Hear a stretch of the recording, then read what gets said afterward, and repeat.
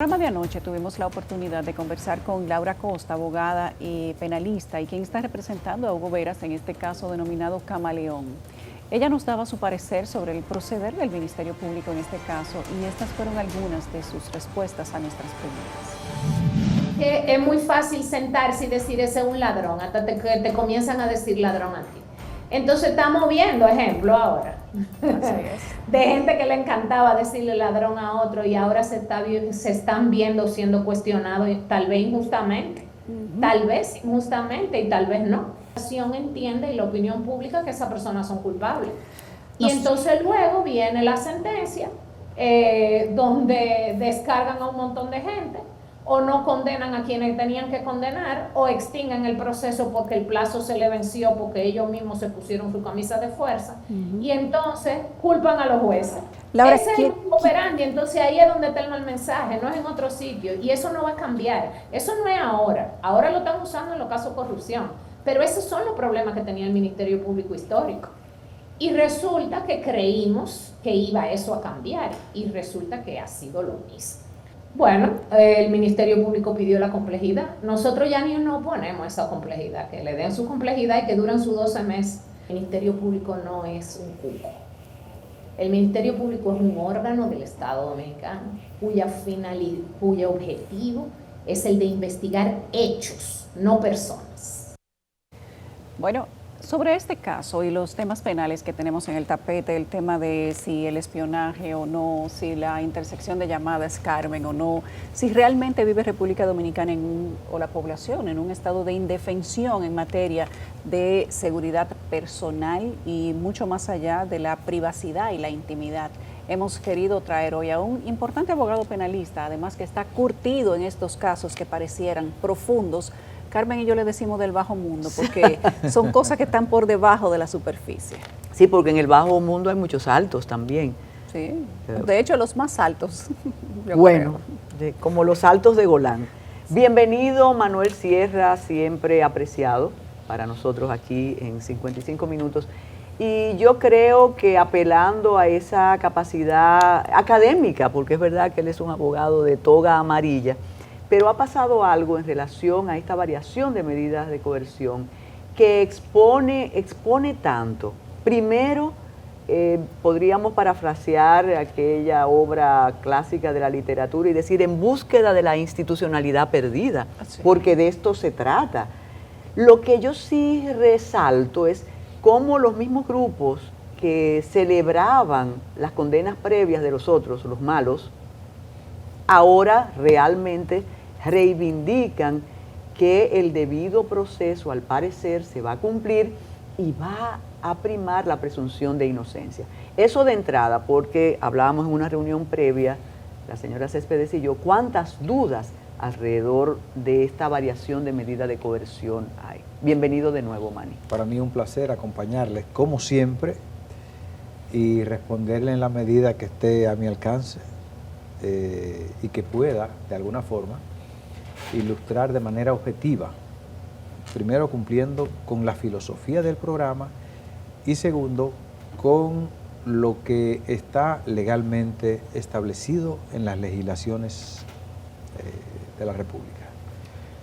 Con relación al introito que realizan, que son muchas respuestas, esa sola pregunta conllevaría prácticamente todo el desarrollo del programa. Lo cierto de todo lo que está pasando ahora con este caso es lo que debió ocurrir con todos los casos que se han venido gestando en los últimos 4 años de alegada corrupción o casos vinculados a algún tipo de delito de cuello blanco. Yo creo que eso no es más que, y esa es mi prédica constante, yo parezco un llanero solitario en este discurso, de que se ha venido rompiendo la institucionalidad del país. Y creo que el mayor causante de la ruptura de esa institucionalidad lo es exactamente el órgano constitucional que está llamado a garantizar los derechos del ciudadano. Creo que todo lo que ha venido ocurriendo con ese tipo de alarma social, de desinformación generalizada, se ha gestado desde la misma parte institucional del Ministerio Público. Todo eso con una alimentación subrepticia de alguna corriente política, para, de alguna forma, que eso se traduzca en algún tipo de beneficio electoral. Digo esto porque los procesos que en todas las partes del mundo existen, y para eso se creó la ley, están llevados a cabo, están materializados por fase. Estos casos, sobre todo con el último que se hizo la introducción, como todos los otros casos, se inicia con una fase sencilla, la fase preliminar de la investigación. ¿Qué es lo que está ocurriendo en esa fase? Que el Ministerio Público, que es el órgano, reitero, llamado a proteger los derechos de todos los ciudadanos, porque en esa fase del proceso, en la fase inicial, el Ministerio Público es un investigador, no es un acusador, es un investigador y por tanto lo que tiene que salir es a buscar los elementos indiciarios de la verdad. Pero resulta que extrañamente el Ministerio Público nuestro, y lo decimos con dolor, le alimenta al vulgo, le alimenta a la población unas esperanzas que luego no se representan en la realidad. Y en esta fase, donde se sale a buscar indicios para descartar que la persona tuvo participación en los supuestos hechos, en el hecho criminal, o fortalecer la tesis de que la persona tuvo participación activa en la comisión de ese delito.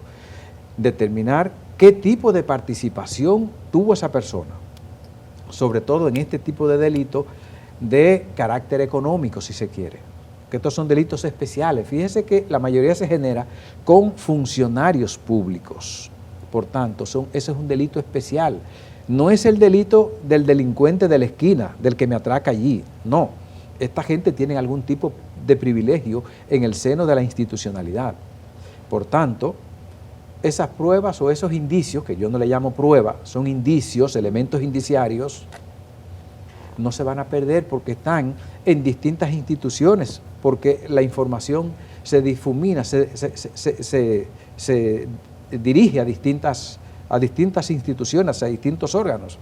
Entonces, ese San Benito de, en el proceso inicial, afirmar que una persona es culpable cuando de manera incoherente y concomitantemente le está pidiendo al juez que te dé un plazo para salir a investigar.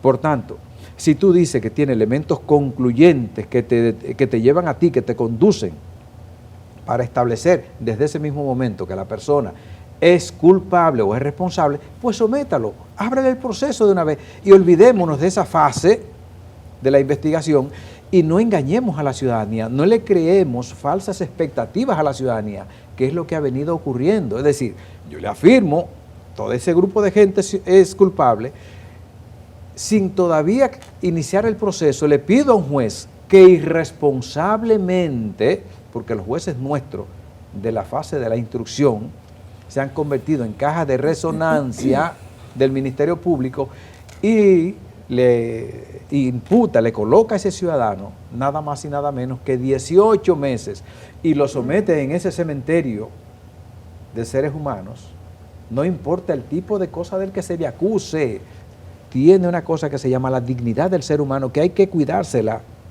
aunque haya amenazado al Papa. Pero en algunos casos se sustenta que haya una medida de privación de libertad excepcionalmente, cuando se entiende que estas personas pueden distraer pruebas, modificar pruebas, amenazar testigos, etcétera. Pero esa es la séptima opción de todas las medidas. Es que ese criterio tú tienes que demostrárselo al juez, no es que yo vaya con el discurso, es decir... Pero entonces el tema es del juez, no del Ministerio Público, porque el Ministerio Público pide. Ahora, ¿el juez puede dar algo diferente a lo que pide el Ministerio Público en la medida de coerción? Sí, correcto, claro. Correcto, hasta no dar nada. Inclusive. Hasta no dar pero nada. Entonces, ¿por qué lo hacen? Porque hay una irresponsabilidad compartida entre el Ministerio Público y los jueces los jueces que muchas veces tienen colas largas. Pero no pueden compartir criterios, Ministerio Público y juez. Jamás debería En el caso, ser. Debería, Carmen, ¿no? Jamás. Manny, hay un punto interesante ahora que ustedes los dos han mencionado, compartir criterios, jueces y fiscales. Estamos armando un nuevo Consejo Nacional de la Magistratura y jueces van a elegir fiscales y procuradores y etcétera. También al revés, en algún momento fue al revés, pero ahora que se saca el Procurador General de la República y se hace toda esta... Falta la ley. Sí, y el reglamento, pero mientras estamos criticando con dolor lo que pasa en el sistema de justicia, jueces van a elegir procuradores. Eso no salta a la vista, eso no tiene ningún tipo de Si situación. conoces tu función, ¿no? En el pasado el procurador ayudaba a elegir los jueces también. Mira, es que va a ser, eso no además es más que un tramo administrativo. Te elijo y finalmente tiene que ir a usar la ley que en este momento usa la Procuraduría General de la República. Entonces tiene mucho que ver con el criterio particular del juez y del fiscal. Es ¿Y que por eso- qué no se aplica entonces en el tribunal? Bueno, es que los jueces, te decías, se han convertido en caja de resonancia irresponsablemente y no han atendido su papel. Yo creo que los abogados también hemos actuado con irresponsabilidad a no exigirle al juez y a no exigirle al Ministerio Público que ajuste su comportamiento a lo que dice la norma. Y yo creo que por un poco de temor, por el ir a tocar la puerta al otro día frente a ese Ministerio Público, entonces dejamos pasar cosas. Por eso yo veo, y hasta me río, a muchos abogados que fueron profiscales por muchos años y que con los últimos días y meses, han venido ahora con una pugna, con un contrachoque con esos aliados que en algún momento les favorecieron. En el caso mío, y excúsenme que hable en primera persona, yo sí creo que he estado siempre en la esquina que debo estar, en la esquina de la institucionalidad. No importa quién esté arriba, no importa quién esté abajo. Y eso yo sé que es difícil, doctor Sierra, pero hay un aspecto, sin querer incurrir en lo que estamos criticando, en este caso Transcor, Intran, Latam. Una de las imputaciones es terrorismo y porte y tenencia ilegal de armas. De arma de guerra. Ahí sí vuelve la técnica, el análisis técnico y dice, bueno, con esas imputaciones se hace muy difícil una variación cómoda y ajustada al derecho para una persona. Sin embargo, en este caso se hizo.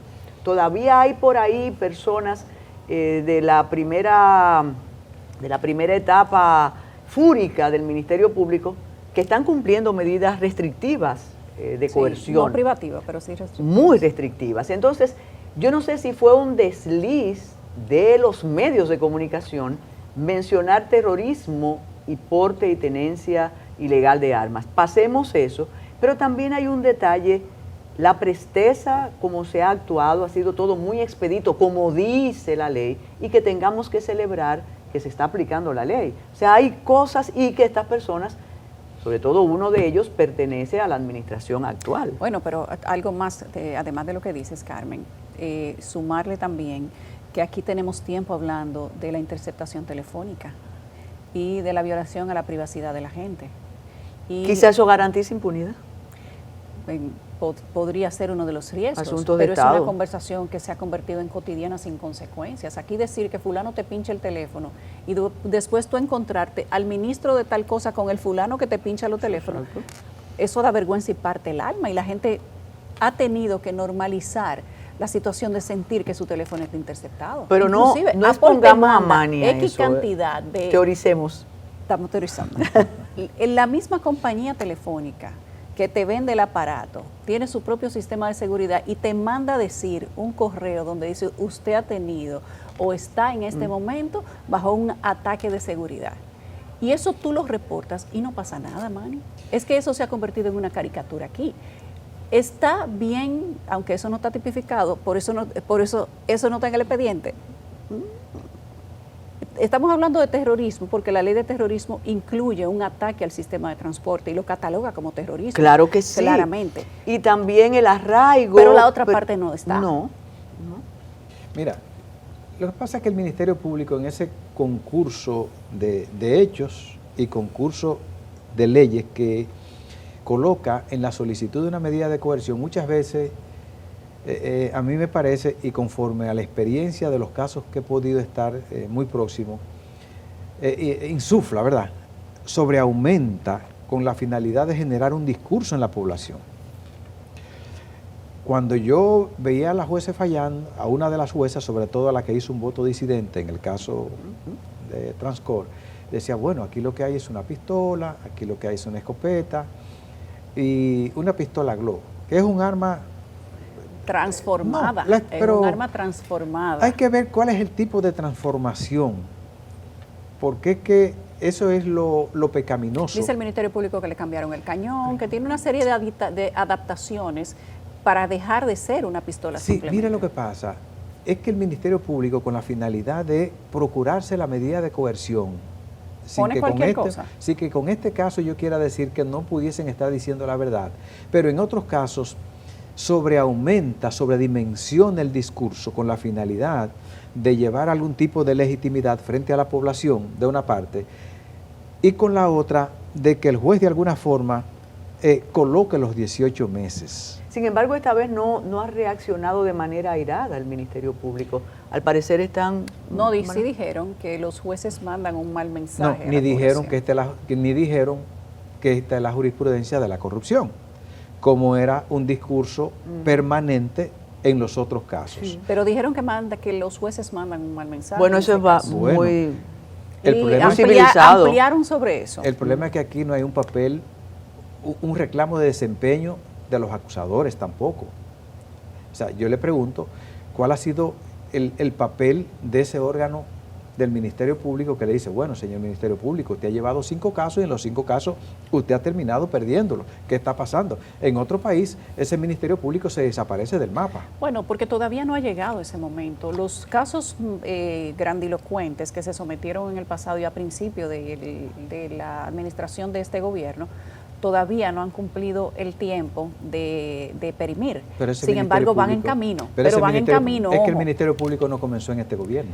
Así es. Este Bueno, Ministerio las posiciones Público que es veterano, tienen, sí, Manny. es No, Las veterano. posiciones de hecho, que tienen, sí. este Ministerio Público estaba en las administraciones pasadas y tenía papeles importantes y estaba en departamentos también importantes. Por tanto, esta es una forma suave de salirse del incumplimiento, ¿verdad?, frente a la población y decir, bueno, es que ahora estos casos comenzaron con esta administración, pero si este Ministerio Público entendía que esos casos, los que venían de la administración pasada, no era posible de que avanzaran exitosamente, debió retirar los cargos Llama con toda la atención, responsabilidad y no lo hizo. Y nos preguntan para estos 2 minutos que nos quedan, que si algún dispositivo electrónico se le puso alguno o limitaciones de movimiento. Yo pienso que no, Yulisa. Tienen impedimento de salida y una Impedimento fianza. de salida. Y Bueno, reportarse creo que mensual. cada día 30. también ha pasado que los jueces han podido ver que todo lo que el Ministerio Público originariamente vendió, al pasar de los años, no se ha venido correspondiendo mucho con la verdad y no quisieran incurrir, posiblemente, y asumo yo, en algún tipo de medida odiosa, como lo habían hecho con otros anteriores, que creo que deben estar también un poco arrepentidos de lo que hicieron con mucha gente que entendían que constituían peligro de fuga. Ninguno se ha fugado, que constituían un peligro para la investigación. Y el que se ninguno fugó no lo afectado. han traído. Solo uno No, de estos procesos no. se fugó, que es el señor Cano en el caso Medusa. Sí, El señor Cano Y se que fue a ellos lo España y allá convirtieron- está. un consentido del Ministerio ellos lo Público. Y ahora es un testigo. Y que ellos lo convirtieron con un testigo, que ahí hay un problema serio con ese señor, que lo han interrogado, nadie sabe dónde lo interrogaron, que lo han interrogado sin tener, rompiendo la jurisdiccionalidad de otro país, sin tener el requerimiento del otro país. Suponemos, ¿verdad? No estamos seguros. No está en el proceso. Yo sí estoy seguro. No está Eso es en una el proceso. afirmación, tenemos que hacer un reporte especial con eso. Yo sí Mire, estoy seguro. Porque eso ya es una afirmación. No está en el proceso. Y estuvo preso allá. Y lo interrogaron bajo prisión en Allá, España. pero en este momento está suelto. Y está en esas libertad. declaraciones que están obligados a dársela a la contraparte, a los imputados, nunca la han tenido en las manos. Lo que constituye una testimonio de violación Cano no grosera. está en el expediente. Ese caso al que ustedes se refieren va cojeando por una o por otra. Lo que pasa es que tuvo un juez en la intermedia que quiso complacer de manera exagerada a ese Ministerio Público y le admitió todo, no obstante la cantidad de violaciones que se generaron desde el área del Ministerio Público en esa investigación. El tiempo será testigo de todo lo que o sea, hoy que ¿usted le cree digo. que periman esos casos y que no haya condena similar o digamos que adaptada al escándalo que hizo cada caso en su momento? Porque de que hay indicios de que el Ministerio Público debió de investigar y someterlos hay. La pregunta aquí sería si el proceso se ha llevado de tal manera que pueda haber condena por esos sometimientos. ¿Y si los indicios son de carácter administrativo y no penal? ¿Y si los indicios son de carácter civil y no penal? El Ministerio Público generó una acusación en ese caso donde el 80% de la acusación está basado en la Cámara de Cuentas, en una Cámara de Cuentas que fue todo un fracaso, en una Cámara de Cuentas que de los 24 hallazgos te dice que 18 son de naturaleza civil y administrativa, y el Ministerio Público se los vendió al país diciendo que se trataba de 24 hallazgos de manera penal. Dice la Cámara de Cuentas en los hallazgos, 24 hallazgos, 18 son administrativos y civiles. Y el Ministerio Público le dijo que los 24 eran de materia penal. Entonces, si yo fuese imputado, ¿en cuál de esos indicios caigo? ¿En el administrativo, que debió ser competencia del Tribunal Administrativo? ¿En el Tribunal Superior Electoral, que debió ser de la competencia del Tribunal Superior Electoral? ¿O en un indicio civil? Ahí hay un asunto serio en esa acusación. Y ese es un solo detalle para decirte otro. Porque resulta en este caso que la jueza coordinadora de los juzgados de instrucción, que fue quien conoció la medida de coerción y designó un juez control para la investigación, no obstante que ya no tenía poder para seguir, seguía dándole órdenes al Ministerio Público de allanamiento y de procuración de pruebas. Todo eso es una caterva de ilegalidades. Manny, no siempre hay es forma. agradable estar contigo. La ficción de una transformación del proceso penal con estos casos realmente se ratifica. Yo recuerdo a Anicia Ricci, que fue sometida por aquel caso de aduanas y después de 10 años se benefició con una sentencia absolutoria. ¿Quién le devolvía aquello? Ocurrió con los casos emblemáticos de la era de Balaguer, después del Jorge Blanquista. No, es que tú tienes en este caso aquí 3 brazos. Se fue por el sanitario. 3 brazos, el caso de los 3 brazos. Pero si se hiciera rápido, no el de los ocurrieran tucanos se esas fue. cosas. Claro. Bueno, es que en el derecho penal las cosas siempre tienen que ser lentas porque la verdad dura mucho tiempo para salir. La verdad en cualquier sentido, la verdad para la responsabilidad y la verdad para la inocencia. En cualquiera de los dos Manny, sentidos. brevemente, todos estos casos que han terminado, aunque fueron muy escandalosos en su momento, pero terminaron, digamos que en la basura del sistema de justicia, Tucanos, Odebrecht y otros que tú has, 3 brazos y otros, y vienen otros en camino que uno tiene los brazos cruzados y los dedos cruzados para que no terminen de la misma manera. ¿Cómo dejan al sistema de justicia y a esta lucha contra la corrupción? Muy mal y frustrado a toda la población al que le han prometido. Es que en estas fases lo ideal es que no se le prometa al ciudadano de que tú vas a tener sentencias de condena. Vamos a prometerle al ciudadano que tenemos un proceso de investigación que apenas se inicia, que está sujeto a muchos incidentes, a una prescripción, a una extinción, a que la prueba haya sido obtenida ilegalmente, a que la prueba sea excluida, a que los testigos no te respondan como tú has prometido en esa oferta probatoria. Al final del día,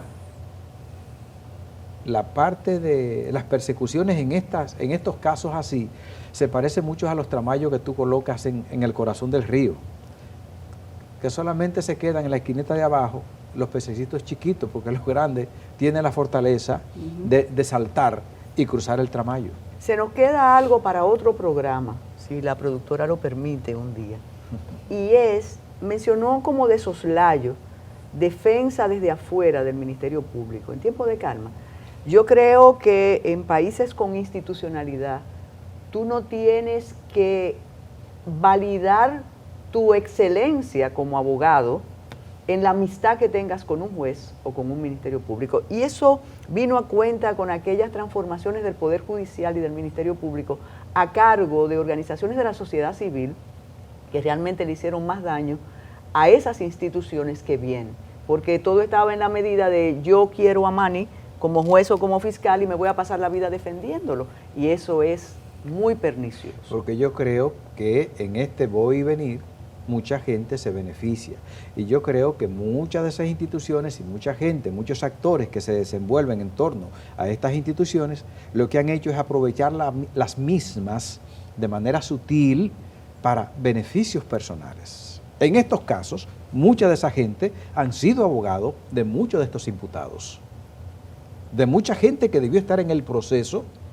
Esta gente fue por la puerta de atrás y logró que esa gente no estuviese en los procesos. Es decir, hay funcionarios o empleados públicos que participaron de actos de corrupción.